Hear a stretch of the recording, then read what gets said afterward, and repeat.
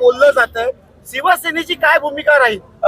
मला वाटत नाही रस्सीकेस असू शकते, कारण जे आमच्या नेते मंडळीवरती ठरवतील ते निश्चितच योग्य असं ठरवतील आणि आमचे 3 आमदार आहेत, त्याच्यामुळे आम्ही ती मागणी केलेली आहे. आणि मागच्या वेळेला पण शिवसेनेला ते पालकमंत्रीपद मिळालं होतं, यावेळेला तर मी स्वतः आहे, त्यामुळे ते मिळणं क्रमप्राप्त वाटतंय.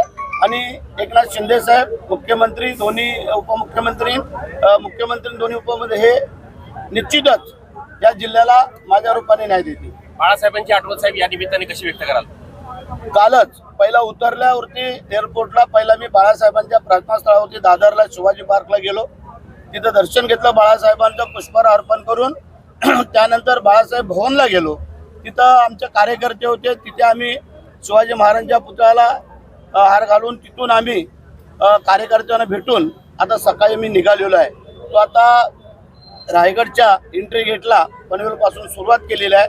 इथले आमचे सर्व कार्यकर्ते पदाधिकारी या सगळ्यांनी जल्लोषात स्वागत केलं. आपण पाहताय हे प्रेम, हे भरत शेठला जे काही मिळतंय ते भरत शेठनी केलेली कामं, भरत शेठनी केलेला सामोरा, आणि त्याच्यामुळे हे प्रेम मी कधी विसरू शकत नाही आहे आणि मी त्यांचा सगळ्यांचा आभारी आहे.